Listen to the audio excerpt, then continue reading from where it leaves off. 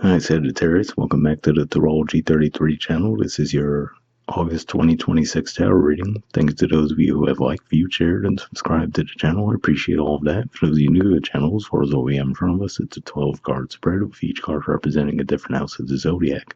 Starting with your sign, Sagittarius is the first house, all the way through to Scorpio representing the 12th. As far as the decks being used this month, for the main tarot deck, we have the Hermetic tarot, and for the Oracle deck, we'll be using the Wisdom Oracle. We're actually going to start the reading off by rolling those astrology decks in front of us to get an idea of where you folks should be as far as that goes.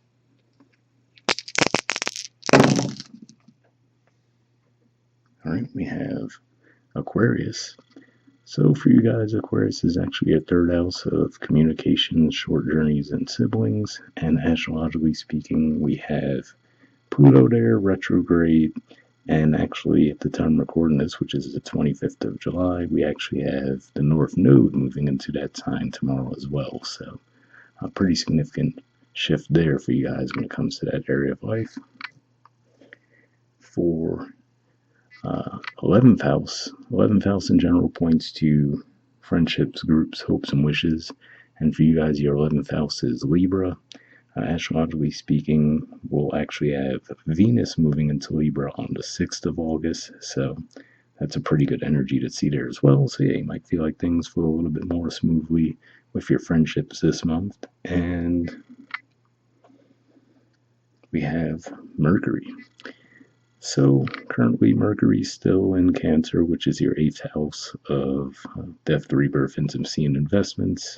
On the 9th of August, it'll be moving into your 9th house of Leo. And in general, 9th house points to philosophy, learning, and foreign affairs. And then toward the end of the month, it'll move into your 10th house of career and social status. That'll be the 25th of August. It'll move into Virgo. So keep all that in mind as we go through the main spread. So for your first house energy, which points to personality, self-awareness, and appearance, we have Depth. So this is Scorpio energy here, which is your natural 12th house. This deck is referred to as the child of the great transformers. So yeah, so for some of you might feel like you're going through a heavy transformation period at this time, right? It might possibly come to you out of the blue as well, right? Now, some of this could be partially due to the fact that we will have a 9th house new moon eclipse for you guys on the 12th of August. So new moon eclipses don't necessarily have to feel heavy all the time, but it is in your 9th house, which is the house you naturally rule as well. So that might feel a little bit more significant for you guys there. But yeah, it could just be one of those things where you might find something that you held near and dear for yourselves for a long time. You might be releasing it this month. I would say probably for the better, but the transitionary phase might still feel a little intense.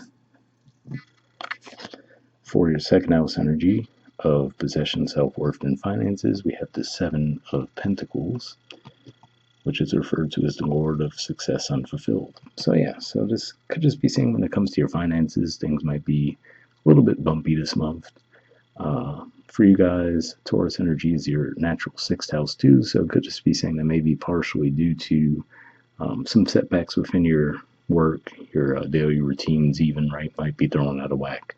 So yeah, it could just be one of those things. Now, with the 7 of Pentacles, it's one of those things where the growth is still there. It could just be moving a lot more slowly than you would have anticipated or the pace that you would like it to go at.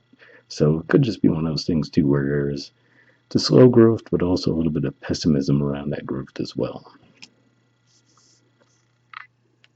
All right, so for your third house, which we mentioned came up with your dice as well, we have the 8 of Pentacles, and that's referred to as the Lord of Prudence in this deck. So yeah, so seeing this here, Virgo energy, of course, to me this looks like a positive indicator that you can get things rolling in the right direction, right? I feel like the key could just be saying to communicate, right? Maybe get out in your community, right? Maybe that'll actually give you some inspiration. Maybe you could find out something in casual conversation that you could carry forward with you and actually help improve things for your situation. But yeah, overall, to me, this looks like just a good exchange of information where there's going to be some productivity behind it, but also you actually enjoy what you're doing as well. All right, so for your 4th house energy of home, roots, and family, we have the Foolish Man, which is referred to as the spirit of ether. So yeah, seeing this here, coming up in your fourth house, it's an interesting energy to have, right? Because the fourth house is typically very quiet, reserved, but then the Fool energy is almost the exact opposite of that, right? So could just be saying that maybe even when you're within your home environment or you're around family or people who you've known for a long time that feel like family, it might actually bring something out of you where you want to go out, maybe take some risk, right? Maybe explore a little bit more than you normally have. Maybe some of you might even decide to explore to go visit family, right? So maybe that could be as simple as that. You might have a family member who moved recently and they're telling you about where they moved to, and it sparks curiosity in you to where you want to go. But definitely an interesting energy to see in the fourth house nonetheless. So you might be feeling a little bit restless, if nothing else. For your fifth house energy, which generally points to romance, creativity, and children, we have the Six of Swords, which is referred to as the Lord of Earned Success. So yeah, so for some of you, this could just be saying that you might start to see results of work you put in start to pay off for you guys. So for some of you, this could be around your romance, or if there was a creative project that you worked on, right? Maybe you had a bumpy ride with that. Now you could feel like you're building momentum when it comes to that as well. But in any event, this is definitely good energy to see here, because to me, it usually is an indicator that you've gone through tough times, but now you're just coming out on the other side of it.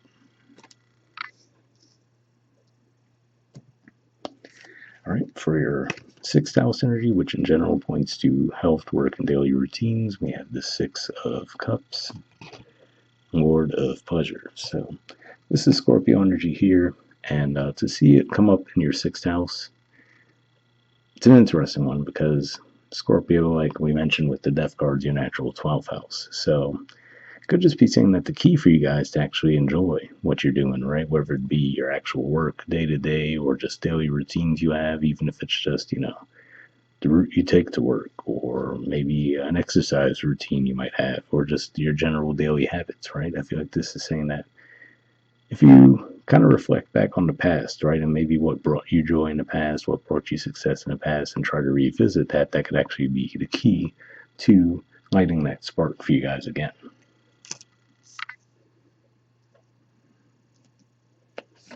All right, so for your seventh house energy, which points to partnerships, contracts, relationships, we have the Queen of Wands, which in this deck is the Queen of the Thrones of Flames.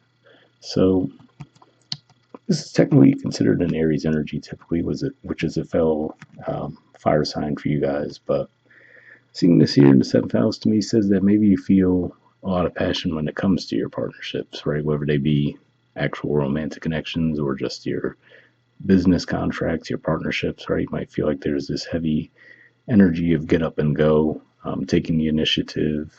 But yeah, like I said, just a lot of passion. So again, when we hear passion, the first thought would be more toward a romantic sense. But like I said, even if it's just your day-to-day work, like we talked about, right, where maybe you're finding that, okay, in order for me to reach that level of success I need to have an emotional connection to what I'm doing, right? So it could just be as simple as getting back in touch with that side of yourselves and then getting success from it. For your eighth house energy, we have the Knight of Wands. So this is actually the card that typically represents your sign. And to see this here in this deck, it's referred to as the Lord of Flame and Lightning. Could just be saying that, yeah, when it comes to this area of life, you might feel very decisive, right? Wanting to take action, not wanting to stand still. And I forgot if I mentioned it yet or not, but eighth house points to death, rebirth, intimacy, investments, right? So you could just be feeling a lot more free when it comes to those areas of life, and we talked about some reasons why that might be the case. All right, so for your ninth house energy, we have the Knight of Pentacles, Lord of the Wild and Fertile Land. So to see this in your ninth house, well, your natural ninth house is Leo, and there's going to be quite a bit of energy moving through Leo. Naturally, the sun is already there. We talked about the fact that there's going to be that new moon eclipse in Leo on the 12th of August. Jupiter got there recently as well, which is your natural chart ruler. So definitely quite a bit going on in Leo that could bring those things about. Mercury's going to be there on the 9th. So yeah, definitely a lot of Leo energy going through that area of the zodiac for you guys, but seeing this here to me says that there's this energy of growth, right? And again, you might feel like it was a road hard won, right? You might have had to really put in a lot of energy and effort to get to this point. But now I feel like this is saying you're at least starting to see some tangible evidence of that growth paying off for you guys in the present.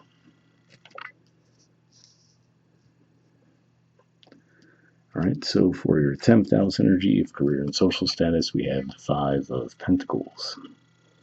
This deck referred to as the Lord of Material Trouble. So interesting, right? This is typically a Taurus energy, and we do have Chiron that recently got into Taurus, and it will be retrograding early in August. But keeping in mind for you guys, 10th house energy is Virgo, and we did have the South Node moving through there. Technically, today I'm recording this, it's the last day of the South Node being in Virgo. So it could just be one of those things where it could just be saying that might have caused some difficulty for you guys, a lot of releasing things, right? Feeling like old things came back up to the surface as obstacles for you guys when it comes to that area of life. So it could just be saying that, as it's finally moving on, you're finally able to look at the dust settling and figuring out what was lost and how to rebuild from there.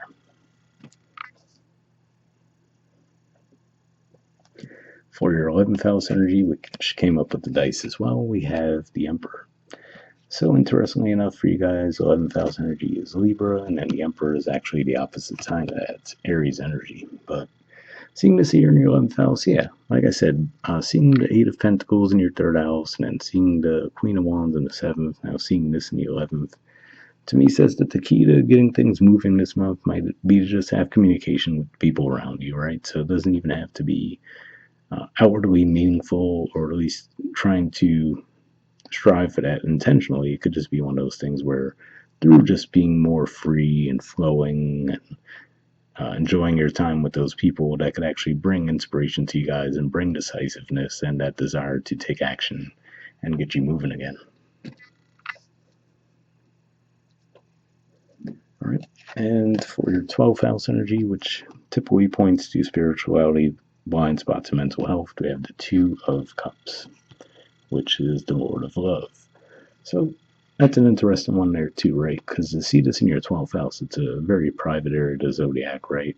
Maybe even where you feel like the energies in there just operate subconsciously, right? But to see this here, to me, says that ultimately you might have that on the brain, right? It's one of those things where you might feel like, okay, you do want to connect, right? You do want to have a strong connection with a partner. And that could be part of why we're seeing that Queen of Wands in the 7th house, right? Saying that taking the initiative, putting yourselves out there. The Six of Swords saying that, yeah, you might have gone through some tough times in your love life previously, but now, you're ready to reap the rewards of those lessons that you've learned over the years. And it looks like you're being in a good position to do so.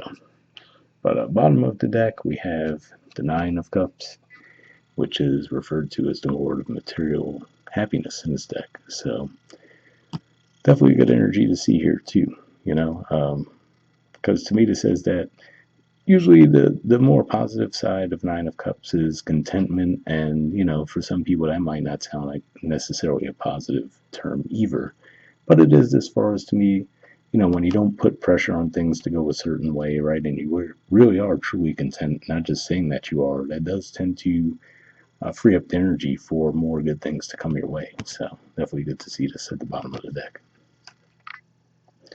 All right, so lastly, we'll pull a card from this Oracle deck here. So this is the Wisdom Oracle. I'm just going to give it a few shuffles. We'll cut the deck and pull a card.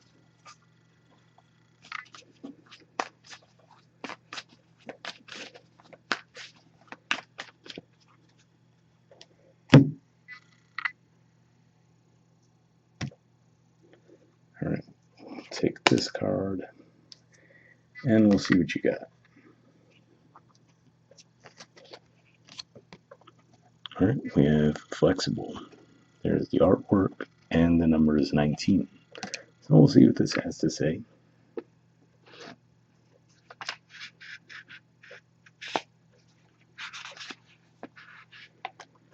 All right, essential meanings says teachability, open-mindedness, being adaptable without compromising what's most important. The oracle's message: a tree's roots are solidly planted in the ground, yet its branches can bend in a hurricane, whereas a rigid structure like a building would come crashing down. Consider how the tree remains supple and secure and everything around it may be in shambles. This is how you need to be now, willing to learn new things, teachable, malleable, yet firmly grounded in who you are. Common sense is important, but so is an open mind. Stay curious, stay open, stay aware. At this time, others will be more flexible with you too. So yeah, definitely a positive message there. Especially we do see these fiery energies, right? And then seeing the death energy in your first house, which, like we said, maybe you're going through a bit of a transformation as far as that goes. But hopefully that message resonated with you. The relationship message says, in every relationship, it's important to be open to new experiences and learning new things. Letting go of rigidity is what's required right now. You don't always have to be right all the time, do you? It's okay to come to a happy compromise. You can still get your needs met. It's a beautiful day when you meet halfway. The appearance of this card in a reading could also signal that you have met someone new who may not be your type, but who will turn out to be so special that you can easily release your old ideas about what sort of partner is right for you. Be flexible. You'll be happy you made that choice. So yeah, that's an interesting message there too, right? Because it takes me back to what we were talking about with the Six of Swords energy in your fifth house, right? Where, like I said, it might have been some lessons hard won over the years, but now this is showing that you're ready to reap the rewards of those lessons. So maybe that ties into what it was saying there as well. And the prosperity message says, even when you have a clear vision of how you're going to manifest something, what it will look like, who will share in it, and what will then be available to you, you need to relax and open up tougher possibilities. Spirit may have much better plans for you. It could be a job you hadn't thought of, a new source of income, or some other opportunity that eluded your imagination. Be flexible and remind yourself, this or something better manifests for me now. Then be willing to bend a little. Enjoy the miraculous results. So yeah, that's an interesting one there. Talking about being a bit more open-minded, right? Open to opportunities. And then to me, that ties into what we were saying with seeing the Nine of Cups at the bottom of the deck, which to me shows that you are actually in a good position to embrace that energy. So hopefully that resonates for you guys, and we'll wrap up there. All right, bye.